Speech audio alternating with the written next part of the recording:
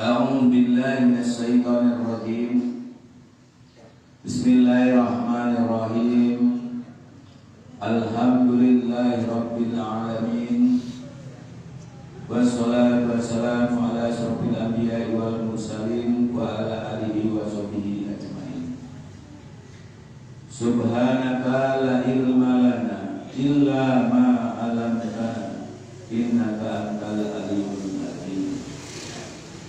Asyhadu an la ilaha illallah wahdahu la syarika wa asyhadu anna Muhammadan abduhu wa rasuluh. Allahumma sholli ala Muhammad wa ala alihi wa sahbihi ajmain. Amma ba'du, ya ibadallah, ittaqullaha haqqa tuqatih wa la tamutunna illa wa antum muslimun. Yang saya hormati Ketua dan Pengurus Masjid Al-Muhajirin,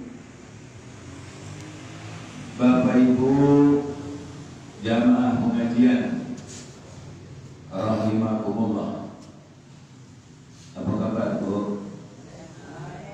Apa kabar Bu? Pak, apa kabar Pak? Kita mulai dengan Alhamdulillah sehat. Kita puji dulu Allah, baru kita mengatakan sehat. Kenapa Pak Sugiono soal itu? Ada pertanyaan. Di dalam Al-Quran disebutkan, kata Allah, Fa'iza maritu fahuwa yasbin. Jelas kata-kata itu firman Allah.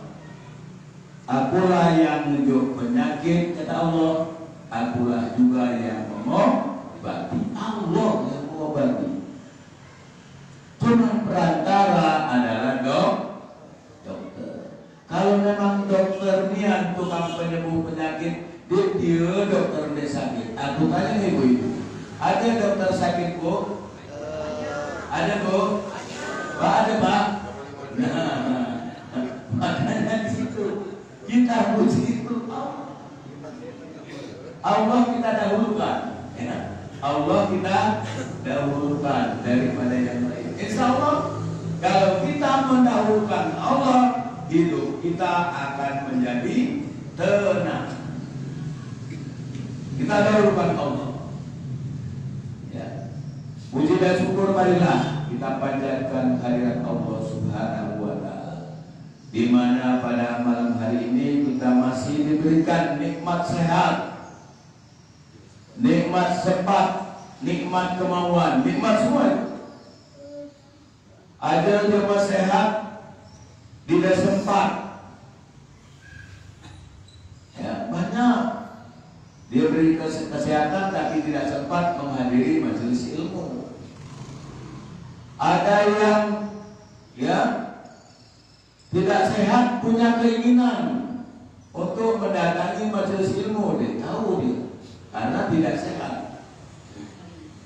Ada yang sehat punya kesempatan tapi tidak mau, tidak ada kemauan sehingga tidak hadir. Jadi kita bersyukur ada tiga-tiga pada kita. Ada sehat, ada sempat, ada kemauan. Insya Allah apa yang kita lakukan karena kita mencari ridhonya Allah Subhanahu wa Ta'ala, maka insya Allah apa yang kita dapatkan sesuai dengan hadis Rasulullah SAW. Barang siapa yang mendatangi majelis ilmu, maka akan dimudahkan baginya jalan menuju surga. Mau Bu? Rajin-rajin mendatangi majelis ilmu, ya. Karena di majelis ilmu ini ada dua dalam agama, kata Rasulullah SAW. Ya, nasihat itu ada dua, Pak. Ada dua nasihat. Satu nasihat yang dapat berbicara, ya, satu nasihat yang dapat berbicara. Yang kedua nasihat bisu. Apa nasihat yang dapat berbicara? Nasihat yang dapat berbicara adalah Al-Quran. Al-Quran kita buktikan dalam Al-Quran surat Al-Baqarah ayat 1, Alif Lam Mim. Alif Lam Mim. Tidak ada manusia yang dapat mengartikan daripada alif, lam, dan mim itu. Jangan coba-coba ada yang mengartikan itu. Tidak ada yang bisa. Hanya Allah yang tahu arti daripada alif, lam, mim itu. Zalikal kitabu la raiba fihi. Ini kitab kata Allah, tidak ada lagi keraguan di dalamnya. Tidak ada satupun yang harus diragukan dalam Al-Quran.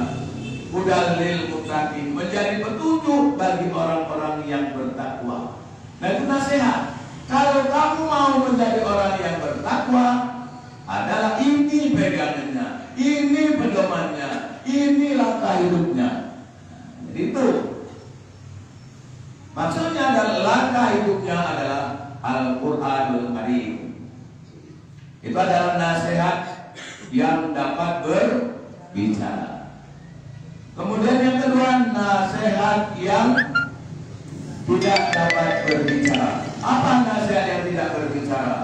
Sangat dekat dengan kita. Kata Imam Ghazali, sangat dekat sekali dengan kita. Apa yang sangat dekat dengan kita, Bu? Yang paling dekat dengan kita itu apa, Bu? Kematian. Nah, apabila ada kematian, itu nasihat. Apa yang dapat kita petik daripada suara kematian itu? Lalu bertanya dengan netizen, hari ini saya menjenguk misalnya Febriandi misalnya. Ini Pak, ini anak ini. Misalnya ya, tidak marah kan? Tidak. Ya, lalu bertanya di hati kita, kapan kita dijenguk? Hari ini kita menjenguk Febriandi misalnya. Lalu dalam nasihat kita, oh hari ini aku jenguk itu kapan? Suatu saat aku pasti dijenguk oleh orang banyak. Nasihat.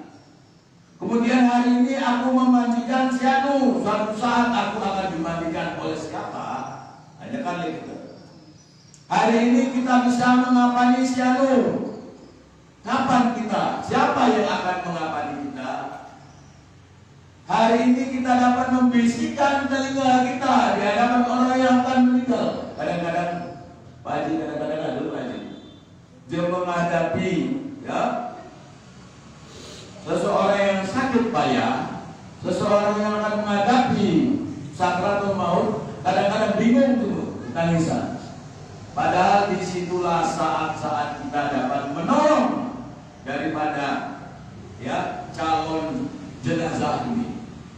Situ yang bisa kita tolong. Apa yang dapat kita bisikan adalah dengan bisikan la ilaha illallah. Bisikan itu. Maka saya berpesan kepada kita, terutama dengan aku pribadi, Bapak Ibu semua, katakan dengan anak-anak kita, ketika kita sedang menghadapi seperti itu, tolong jangan ditinggalkan, tolong dibisikkan di telinga kita. Karena di saat orang menghadapi sakratul maut itu ada duel, berebut antara setan dengan malaikat pada waktu itu.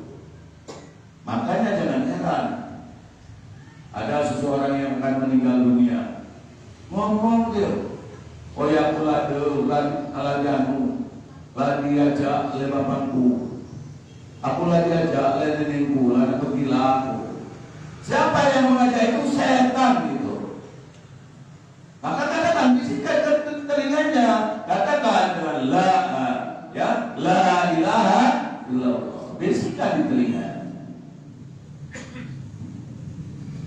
Jadi Bapak Ibu hadirin sekalian, itu ya dari nasihat tadi. Nasihat kematian adalah nasihat yang tidak dapat berbicara. Namun di dalam hati kita, setiap apa yang kita lakukan, ketika kita mendatangi jenazah atau kita menguburkan jenazah, itu adalah nasihat. Hari ini kita menguburkan si Anu, kapan kita suatu saat kita akan dikuburkan. Itu nasihat. Jadi sekalian, mudah-mudahan kita bersama-sama bermohon kepada Allah sesuai dengan doa kita. Dan setelah sholat kita baca, Allahumma hawwin alaina bi sakratil maut. Ya Allah, mudahkan ya Allah aku dalam menghadapi sakratul maut. Bukan mudah menghadapi sakratul maut. Maka kita minta dengan Allah Subhanahu wa Ta'ala senantiasa. Maka di dalam hati kita harus timbulkan tahlil. Hidupkan tahlil di dalam hati kita. Apa tahlil itu? Dengan ucapan senantiasa la ilaha illallah. Tanamkan la ilaha illallah, la ilaha illallah. Insya Allah ketika kita menghadapi sakaratul maut dapat mengucapkan. Bapak Ibu hadirin sekalian, salawat dan salam semoga hendaknya terlimpah kepada junjungan kita Nabi besar Muhammad sallallahu alaihi wasallam, keluarganya, sahabatnya, dan insya Allah kita pengikutnya akan berusaha untuk mengikuti sunnahnya sampai dengan akhir hayat kita masing-masing. Setiap manusia dalam hidup ini akan mempertanggungjawabkan apa yang telah diperbuatnya di dunia. Di dunia adalah sementara, paling lama 100 tahun. Aku bertanya ke Pak Ibu, ada yang umur 100 Pak Bu? Lebih lagi? Lebih lagi. Di atas 60 berarti melebihi daripada Rasulullah SAW. 63 di atas. Menjelang 70, ada yang 70? Ada. Doa kepada Allah Subhanahu wa Ta'ala, minta berkah umurnya. Yang hampir menjelang 63 berdoa dengan Allah. Mungkin kalau sebab contoh kita adalah Rasulullah, uswatun hasanah. Laqad kana lakum fi Rasulillahi uswatun hasanah. Sungguh kan pada diri Rasulullah adalah contoh suri teladan yang paling baik. Jadi kalau kita mau mencontoh Rasulullah SAW adalah ketika apapun yang dilakukannya adalah kebaikan. Ya. Maka siapa yang umur 62 tahun berarti tunggu. Tinggal berapa tahun lagi? Setahun lagi. Kalau untuk Rasulullah, syukur. Sampai kalau tidak syukur, lebihan. Tidak apa. Contoh Rasulullah. Cuman kematian ini tidak dapat diminta. Aku nak mati di situ. Aku nak umur sekian. Dia tahu. Karena apa? Sudah ketentuan dari Allah Subhanahu wa Ta'ala. Faizata ajaluhum la yastahiruna sa'ah wa la yastaqdimun. Apabila datang ajal seseorang, tidak dapat dimajukan walaupun sesaat, dan tidak dapat dimundurkan walaupun sesaat. Jadi siap-siaplah dalam menghadapi kematian ini. Sebab apa? Kematian itu sangat dekat dengan kita, sebagaimana kata Imam Ghazali. Apa? Waktu itu Imam Ghazali bertanya dengan murid-muridnya, ya murid-muridku, apa yang paling dekat dengan kita? Muridnya jawab, saudara kandungku, beradikku, orang tuaku. Betul. Tapi dalam agama kata Imam Ghazali yang paling dekat adalah kematian. Karena kematian sangat dekat dengan kita, maka persiapkan diri dalam menghadapi kematian. Apa persiapan kita? Ya, di dalam surat An-Najm ayat 39. Walaisal insani illa ma sa'a. Kamu tidak akan memperoleh apapun saja kecuali apa yang kamu kerjakan. Kita tidak akan memperoleh apapun saja, kata Allah, kecuali yang kamu kerjakan. Artinya kalau kita mau selamat dalam kematian ini, ya, mau selamat dari siksa kubur, mau selamat daripada ya di alam barzah, mau selamat di alam akhirat, persiapkan diri, kita cari sendiri. Kita cari sendiri. Dengan apa? Sesuai dengan fitrah kita sebagai manusia. Apa fitrah kita sebagai manusia? Adalah untuk beribadah kepada Allah Subhanahu wa ta'ala. Cari ibadah. Ibadah yang bagaimana? Ibadah yang dianjurkan, yang dituntunkan oleh Allah Subhanahu wa ta'ala melalui Rasulullah, yaitu Al-Quran dan As-Sunnah. Karena banyak ini Pak Haji, ini banyak kenal. Kan umat Islam ini terbagi 73 golongan. Yang benar bagaimana? Yang kemana? Ahli sunnah wal jamaah. Yang mengaku kalau ahli sunnah wal jamaah. Tidak ada yang tidak. Siapa yang ahli sunnah wal jamaah? Itu orang yang berpegang teguh pada Al-Quran dan As-Sunnah. Orang yang berpegang teguh pada Al-Quran dan hadis Rasulullah Sallallahu Alaihi Wasallam. Itulah. Tidak golongan itu, tidak golongan ini, tidak golongan itu. Orang yang berpegang teguh pada itu. Golongan tidak menjamin kita masuk ke dalam surga. Tidak jamin.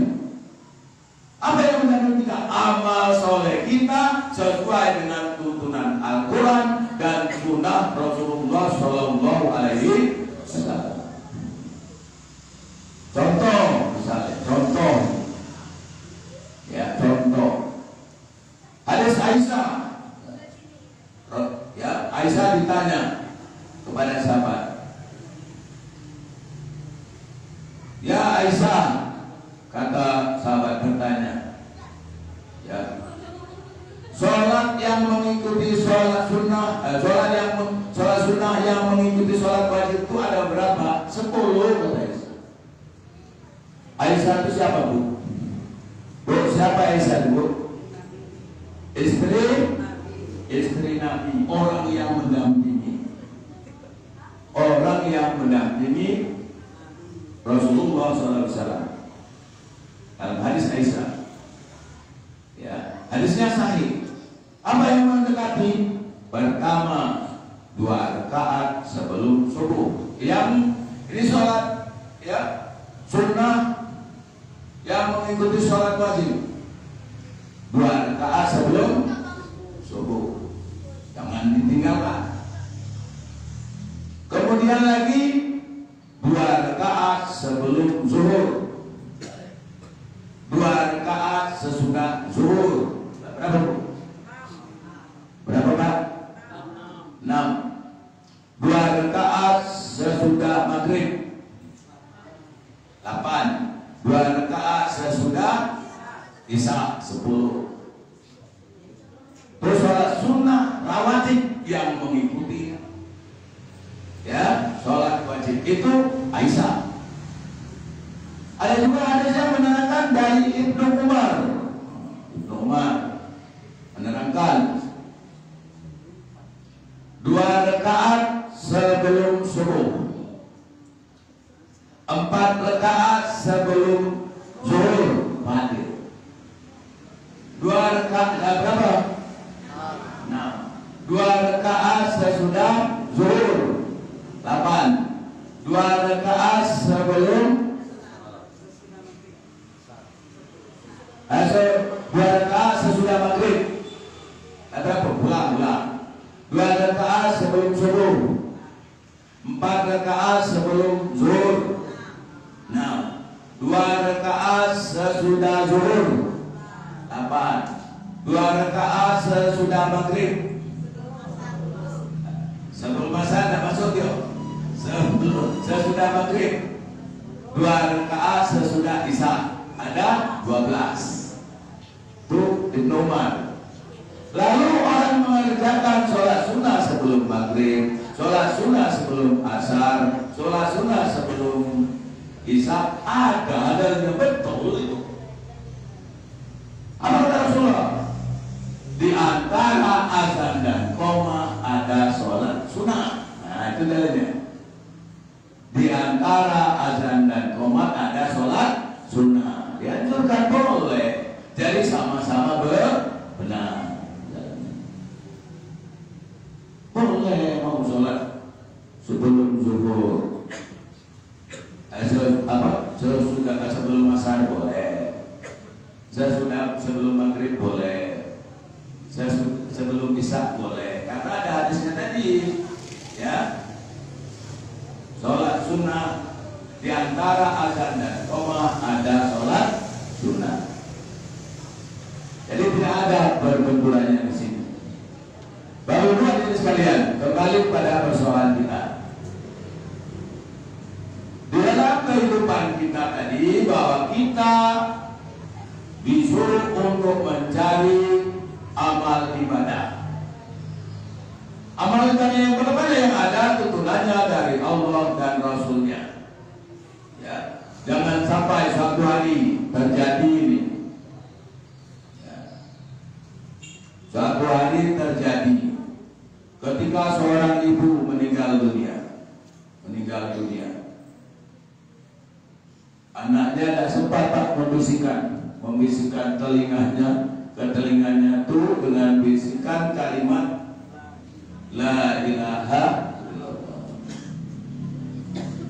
Setelah meninggal dunia, ya sibuk, ya jenazahnya dibersihkan, sakit dibersihkan. Setelah dibersihkan, dipindahkan. Ternyata di bawah kasurnya itu tadi ada tumpukan seperti batu bata. Maka sesuatu dibuka duit.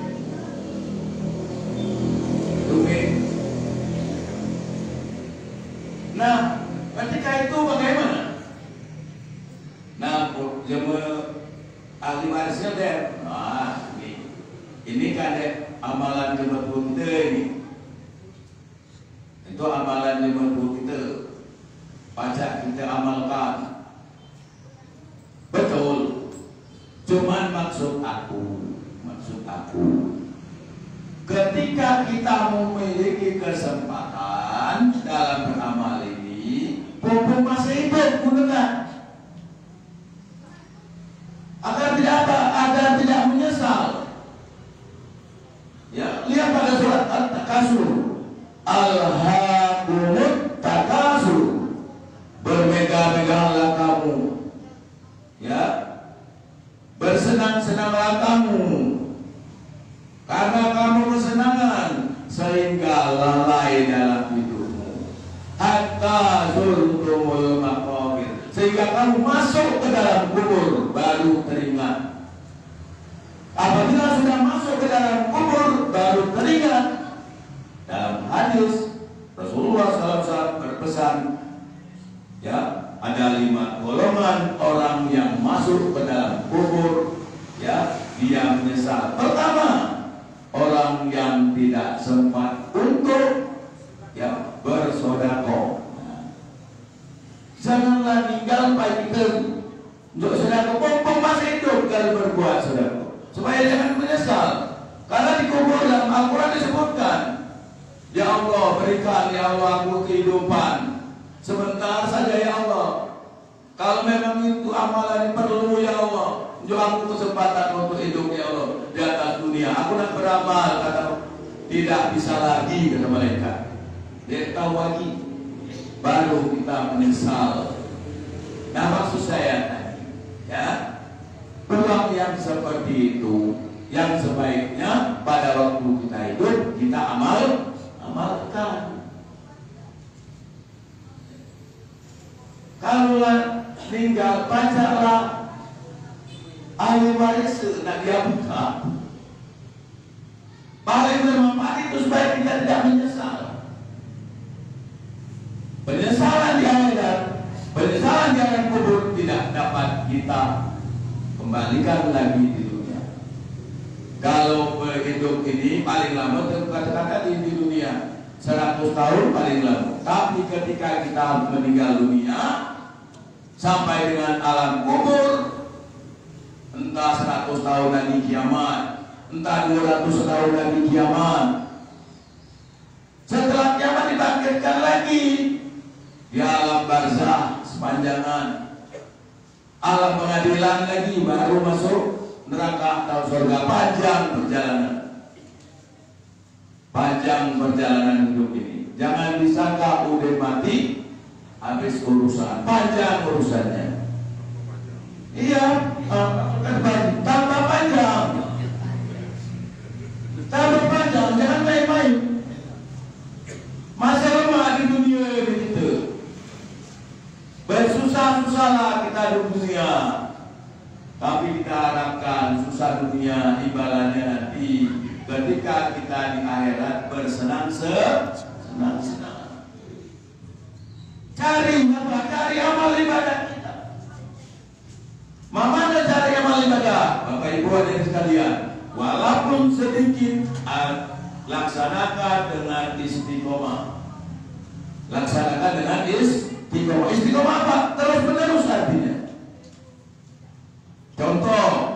Contoh yang istiqomah. Ya, suatu hari Ali, ya, Bilal kan pernah ditanya Rasulullah. Bilal katanya, aku semalam bermimpi. Kalau mimpinya Rasulullah itu hidayah itu. Kalau mimpinya kita nyala petunjuk. Karena Rasulullah adalah orang yang mulia. Walaupun dia manusia, tapi manusia yang paling mulia. Lain ke manusia kita. Kalau manusia kita banyaklah tidur daripada beribadah. Walaupun Rasulullah tidur, tapi tidurnya ibadah. Lain kedua. Ya, jadi wahyu dari Allah. Terdengar suara Bilal, ya, terompak sandal Bilal di surga, berjalan Bilal. Besok paginya dipanggil Bilal dari Rasulullah. Ya Bilal, semalam aku dengar suara terompamu, kau berjalan, terompamu terdengar di surga. Apa amalan kau Bilal? Tidak ada yang suara yang istimewa. Apa yang kau amalkan? Aku ini, kata Bilal, ya, menjaga wudhu. Apabila aku batal, jaga wudhuku, mengambil air wudhu lagi. Ya, senantiasa aku bersuci. Nah itu amalan Bilal. Jadi istiqomah dengan menjaga wudhu. Nah untuk kita, ya, istimewa, ya, istiqomah walaupun sedikit, misal untuk sesuatu yang kita lakukan, insya Allah akan menolong kita. Apa misalnya? Sudah maghrib kita baca Quran, biasakan. Atau sudah subuh kita baca Quran. Atau sudah isya kita sholat witir, boleh. Kalau memang malam kita tidak akan sholat tahajud, sudah isya kita boleh sholat witir. Rutinkan, cari ibadah yang ringan tapi terus menerus, yang akan membawa kebahagiaan buat kita.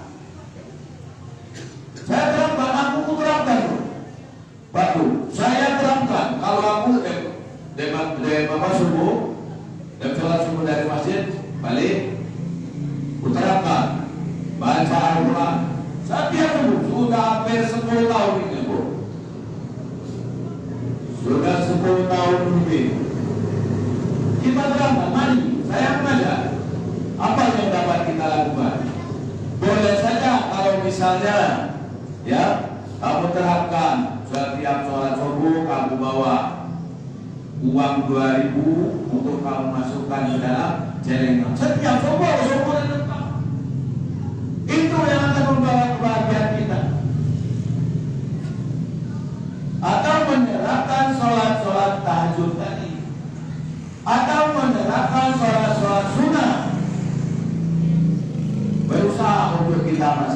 Jangan sampai kita menyesal dalam kehidupan kita. Saya akan bacakan ayat dalam surat Al-A'raf ayat 40 yang menggugah kita. Ya. Sama-sama kita pelajari. Sama-sama kita amalkan. Untuk sama-sama kita ingatkan. A'udzubillahi minasyaitonir rajim. Bismillahirrahmanirrahim.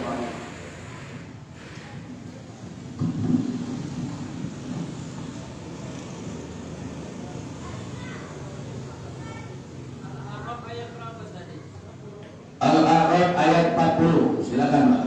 Ya, nanti dibuka di rumah. Innal ladzina kazzabu bi ayatina wastakbaru anha. Innal ladzina kazzabu, sesungguhnya orang-orang yang mendustakan bi ayatina, ayat-ayat kami. Kata Allah. Siapa yang mendustakan ayat-ayat kami? Orang yang dibacakan Al-Quran, orang yang sudah mengerti dengan Al-Quran, orang yang sudah mengerti dengan petunjuk, orang sudah mengerti dengan agama, tapi masih mau mengingkari, masih tidak mau melaksanakan, mendustakan ayat-ayat kami.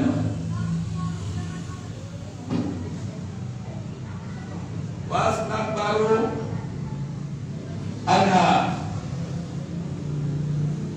dan menyombongkan diri kepadanya. Artinya orang yang mendustakan ayat-ayat Allah, yang tidak patuh tidak mau patuh kepada Allah, tidak mau menuruti perintah Allah, namanya menyombongkan diri. Lah tahu, ya. Ya bagaimana menyombongkan diri itu? Lah tahu sholat berjamaah lebih baik daripada sholat sendiri. Kita masih tidak mau sholat berjamaah. Ya, untuk laki-laki berusaha untuk sholat berjamaah. Memang tuntunannya begitu. Rasulullah SAW dulu, waktu sahabat ditanya, Ibnu Maktum, sahabatnya, seorang yang putra, ya Rasulullah, memang sholat berjamaah ini sunnah muakkadah ya Rasul? Iya, sholat sunat yang diharuskan, sunnah yang diharuskan. Aku ini buta ya Rasulullah, boleh aku ya Rasulullah sholat di rumah? Lalu boleh kata Rasulullah. Nah kembali ditanya, ya Ibnu Maktum, terdengar suara azan olehmu? Terdengar. Oh masih tetap kau ya Ibnu Maktum, tetap kau menghadiri ya jamaah itu. Nah seorang buta sejati, bahkan Rasulullah SAW mengancam, saking sunnahnya ya sholat berjamaah ini, suruh bakar rumahnya, tapi tidak terlaksana. Ya, tidak terlaksana apa? Karena tidak mungkin agama memaksakan diri. Rasulullah ada sampai begitu. Jadi sebab itu ya kepada kita, apabila kita sudah memahami agama, maka harus kita laksanakan. Supaya apa? Supaya tidak mendustakan ayat-ayat Allah, supaya tidak menyombongkan diri di hadapan Allah Subhanahu wa taala. La tabatta'u lahum abwabus samai wa la yadkhulul jannah. Apabila orang-orang mendustakan ayat Allah, menyombongkan diri, maka tidak akan dibukakan pintu-pintu langit. Ketika dia meninggal, tidak dibukakan pintu-pintu langit. Ya. Dan bagi mereka tidak akan masuk surga.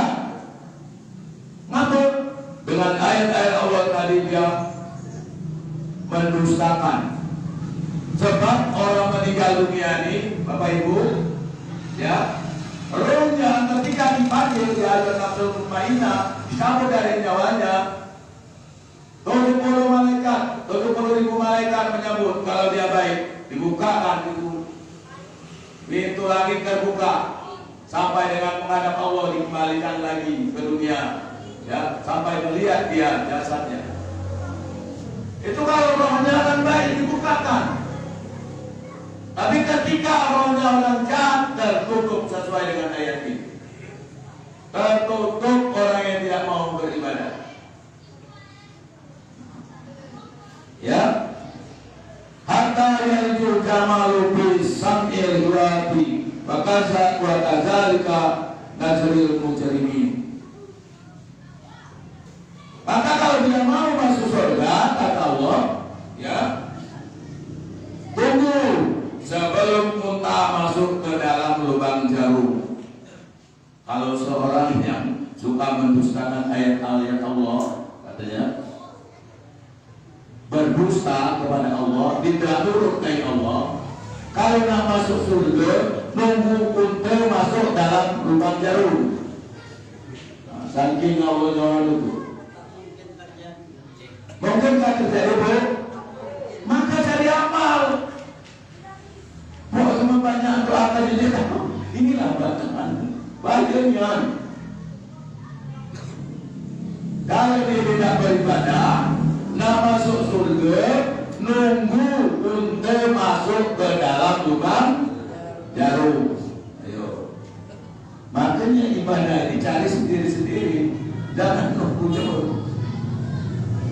Bakadzalika najril mujrimin. Begitulah Allah memberikan balasan kepada orang-orang yang berbuat jahat. Nah, orang yang mendustakan ayat-ayat Allah itu termasuk orang yang berbuat jahat kepada Allah Subhanahu wa ta'ala. Bapak Ibu sekalian, dengan ayat Al-A'raf ayat 40 ini, mari kita persiapkan diri, sebab kita pasti mati pasti. Kalau kita mau selamat, dipanggil Allah dengan kebaikan, ya ayyuhan nafsul mutmainnah irji'i ila rabbiki radiyatan mardiyah fadkhuli fi ibadi wadkhuli jannati. Diwaktu panggil, ya ayyuhan nafsul mutmainnah, jiwa yang tenang ketika dicabut nyawa, dibayangkan dengan bayangan yang baik-baik. Ini tempat tinggalmu nanti, dibayangkan surga, dicabut nyawanya dengan pelan-pelan, ya, keluar dengan tidak terasa keluar, disambut oleh 70.000 malaikat menyambut, membawa kapan yang wangi, ya. Kemudian dibawa ke langit, seluruh malaikat menyambut. Ya, di atas langit pertama ada Nabi Adam. Nah, ini umatku, kata Nabi Adam. Ya, terus langit kedua, langit ketiga, langit keempat, langit kelima, ketujuh, sampai yang ketujuh menghadap Allah. Terus siapa itu? Simpulan bin Simpulan. Orang tuanya disebut.